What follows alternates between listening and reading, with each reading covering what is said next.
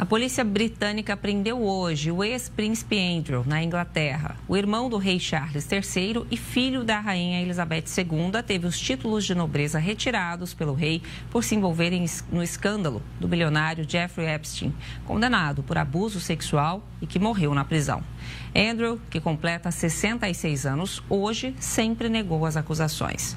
Eu converso agora com Marcelo Suano, consultor de risco político e especialista em relações internacionais. Boa tarde para você, obrigada por ter topado participar aqui com a gente no Hora News.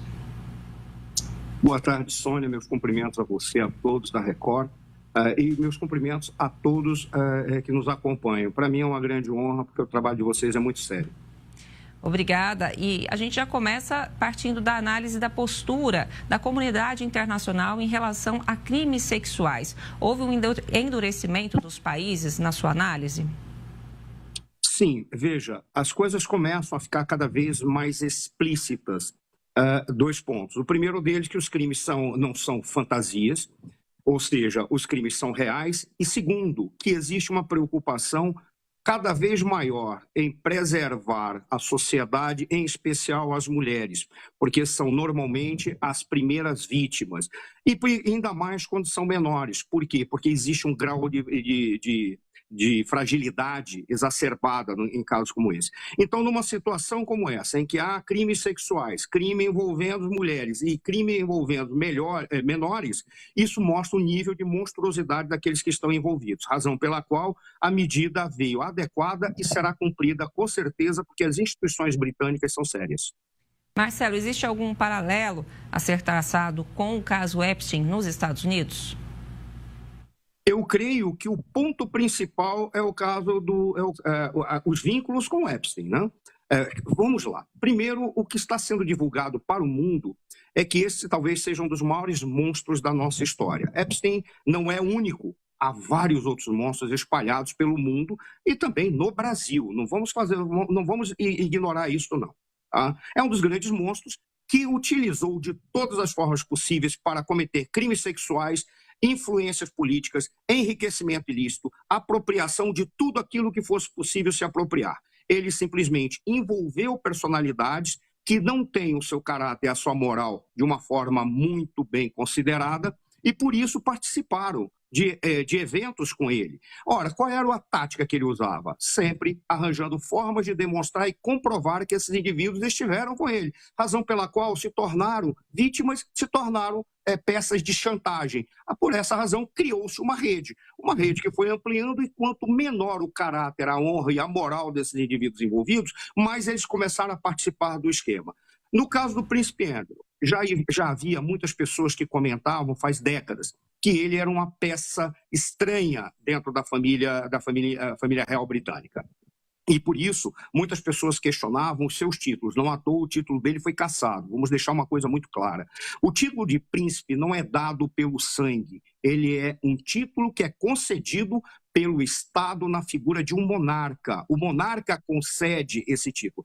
Automaticamente, por ser um herdeiro de uma linhagem dinástica, ele tem o privilégio de receber, não significando que isso o acompanha a vida inteira, podendo ser cassado. Nós podemos verificar o caso que aconteceu com Harry, que quando ele começou a trazer problema, a rainha da Inglaterra simplesmente disse: os seus títulos serão cassados e você perderá todos os benefícios que são dados porque você exerce funções vinculadas ao cargo que você executa, o cargo que você exerce, o cargo que você ocupa. Da mesma forma que o príncipe Andrew, agora que foi cassado seu título de príncipe, exatamente pelo fato de que ele teve má conduta no exercício de função pública. Se em outros países isso não significa muito, na Inglaterra significa coisas excepcionais, ao ponto dele poder pegar prisão perpétua. O que ocorreu então? A partir daí, em função desse exercício inadequado pela função que lhe cabia e ele tratava de comércio,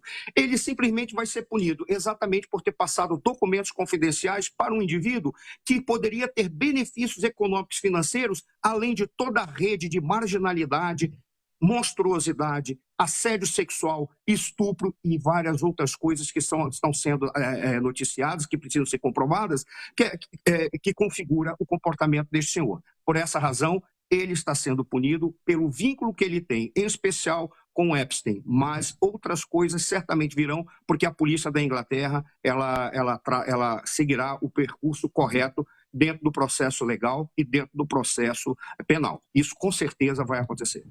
Marcelo, agora na sua análise, a retirada dos títulos e das funções públicas foi suficiente para proteger a imagem da realeza ou a associação simbólica, né, do ex-príncipe Andrew ainda é muito forte? É curioso. Particularmente, eu acho que a realeza ela sai fortalecida. Eu vou te dizer por quê. Primeiro, as famílias reais ou famílias imperiais, elas não são partidos políticos, elas são instituições. Quando que uma instituição se fortalece?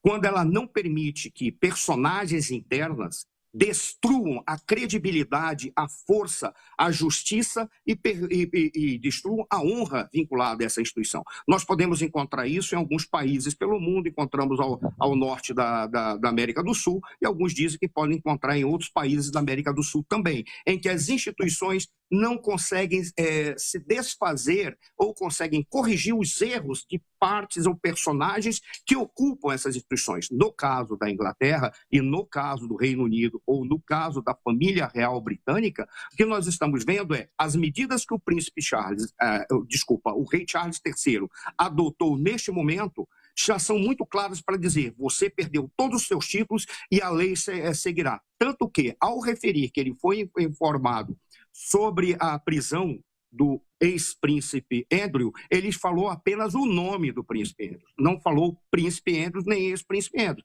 Ele já disse, ele não pertence mais à realeza, apesar de continuar na linhagem dinástica. Mas isso não significa que ele não poderá ser cassado também.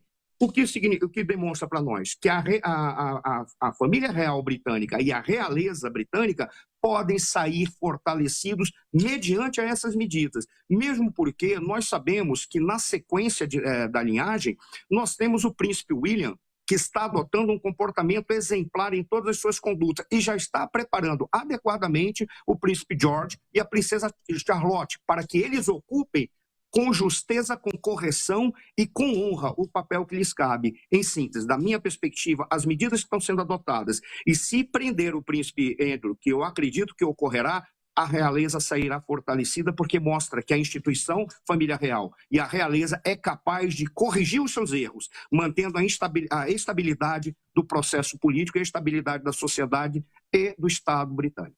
Você não acredita que esse caso pode fortalecer movimentos republicanos no Reino Unido? Sim, sempre ocorre de movimentos republicanos tirarem benefícios de escândalos dessa natureza. Mas a grande questão que fica é, vamos comparar uma república com uma monarquia, que certamente é o que a família real britânica fará e o Estado britânico sob uma monarquia fará. Tá? Vamos comparar. Há escândalos em ambas as situações, porque monarquia e república não são regimes de governo ou regimes políticos, que falam democracia, não tem nada a ver. São formas de governo, uma engenharia institucional que define como se dá a governança, separando chefia de Estado de chefia de governo. Basicamente é isso. Ele diz, em ambos os casos, nós temos escândalos. Se você comparar a maneira como são resolvidos os escândalos nas repúblicas, são mais lentos, mais problemáticos, mais instabilizadores do que no caso da monarquia. Então, haverá uma forma de tirar proveito disso, mas a comparação que poderá ser feita, inclusive pelas embaixadas, pela família real e pelo Estado britânico sob a monarquia atual, vai mostrar, olha, nós estamos resolvendo.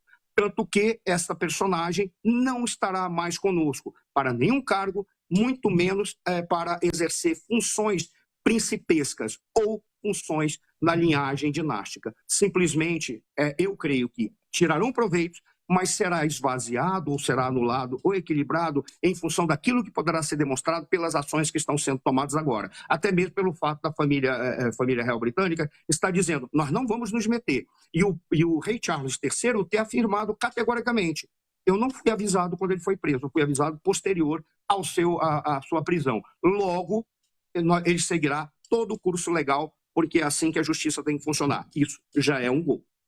Marcelo, agora do ponto de vista diplomático, tem risco de algum desgaste para o Reino Unido, dependendo da condução e da transparência do processo judicial? Essa pergunta é chave e a resposta vem até pelo grau lógico que você apresentou, Sônia. A maneira como será trabalhada e a transparência que for conferida ao episódio vai reforçar. E ao invés de trazer problemas diplomáticos, certamente criará vantagens diplomáticas. Por quê? Porque a diplomacia ela funciona excepcionalmente com base na credibilidade que um governo tem. Imaginemos um governo que faz um discurso e age de uma outra forma, simplesmente ele perde credibilidade. O que significa? Toda vez que diplomaticamente for feita uma negociação, a primeira pergunta que virá é: será se eles vão cumprir?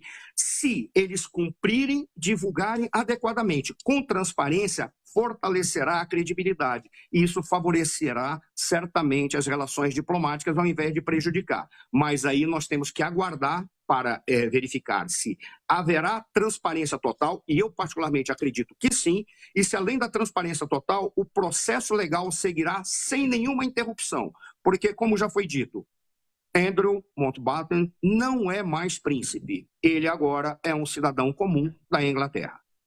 Marcelo, agora na sua perspectiva, tanto a gente está falando aqui da prisão do ex-príncipe Andrew, mas o caso Epstein, de uma forma geral, deve fortalecer campanhas globais de combate à exploração e ao tráfico sexual? É o que a gente espera, né? Eu vou te falar de uma forma muito pessoal.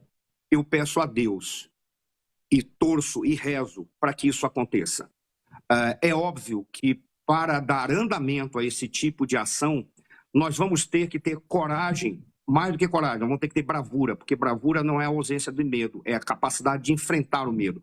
Bravura de enfrentar os poderosos que estarão sendo envolvidos, não apenas no caso do Epstein, não apenas no caso dele, em casos muito grandes que percorrem outros países.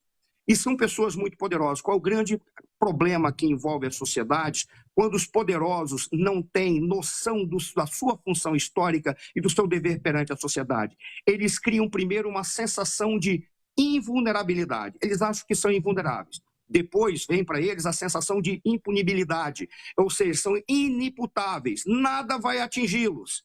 Por essa razão, eles agem de todas as maneiras para constranger qualquer indivíduo que possa tentar atingi-los. Aí nós temos a necessidade daqueles que são bravos, que enfrentarão esses poderosos, porque este é o grande sonho, que esses poderosos sejam colocados nos seus devidos lugares e que o combate a esse tipo de crime, que não é um crime comum, não é um crime simples, isso é monstruosidade, não tem que ser identificado apenas como um crime. Um indivíduo que trafica, explora, importuna, estupra uma mulher, uma criança ou qualquer pessoa que seja, é um monstro. Não está configurado na categoria de um criminoso comum. E por isso tem que ser enfrentado de todas as formas. E peço a Deus, oro para que a sociedade e os líderes sociais, eles comecem a trabalhar em função do combate cada vez maior a isso, a partir desses dados que estão sendo apresentados, o escândalo do Epstein, e, em especial, o ato que está acontecendo agora na Inglaterra, no Reino Unido, melhor dizendo, com a prisão de Andrew Mountbatten, que na realidade é o ex-príncipe Andrew, mas agora ele é um cidadão comum por determinação do rei Charles III. E nisso, os organismos internacionais e tratados de direitos humanos têm um papel importante para pressionar os países exatamente na função de cumprir, para que a lei seja cumprida independente de quem seja o criminoso. Perfeito também. É interessante que a gente precisa ter um quadro muito claro. Direitos humanos não é uma propriedade de um determinado espectro ideológico nem de um determinado partido. Direitos humanos é uma conquista da humanidade. E essa conquista veio exatamente para confrontar o abuso do Estado. Foi assim que começou, para dizer que o ser humano tem direitos fundamentais que ninguém que detém o poder pode desrespeitar. Começa por aí.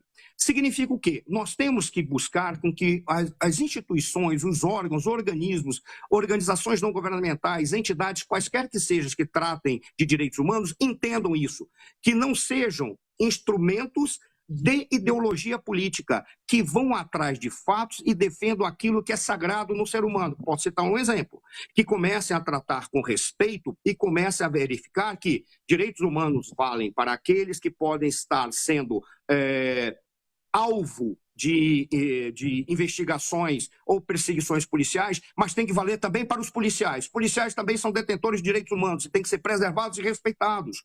Ou seja, vale para todos, e todos têm que ser vistos da mesma forma. Se as entidades interpretarem dessa maneira e começarem a atuar não mais vinculadas a ideologias, ou a partidos, ou a governos, ou a quem quer que seja, e começam a perceber as falhas que há em discurso de direitos humanos sem uma cobrança concreta, os organismos de direitos humanos terão um papel fundamental, porque eles vão começar a pressionar os governos, inclusive para fortalecer as polícias, fortalecer as investigações, fortalecer todos aqueles que combatem esses criminosos. Por qual razão?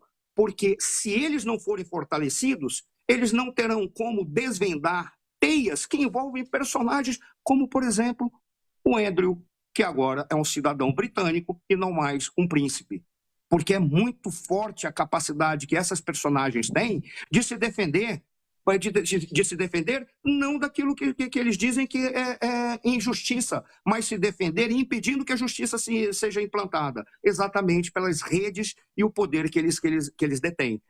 Se não forem fortalecidas as polícias, não haverá como combater esses criminosos. E aí é que está um papel gigantesco para os organismos de direitos humanos, que têm que entender isso e eles têm que ser também respeitados e reforçados pela sociedade. Mas eles têm que demonstrar que estão fortalecendo as instituições que combatem esses criminosos. Muito obrigada por sua análise, Marcelo Suano, que é consultor de risco político e especialista em relações internacionais. Participou aqui com a gente do Hora News nesta tarde, para falar sobre a prisão do ex-príncipe Andrew. Muito obrigada, Marcelo. Eu que agradeço, Sônia. Muito obrigado pela gentileza. Para mim é uma grande honra. O trabalho de vocês é maravilhoso, é muito sério e eu me sinto, eu diria assim, nobilitado por ter participado do programa de vocês e o teu programa especial.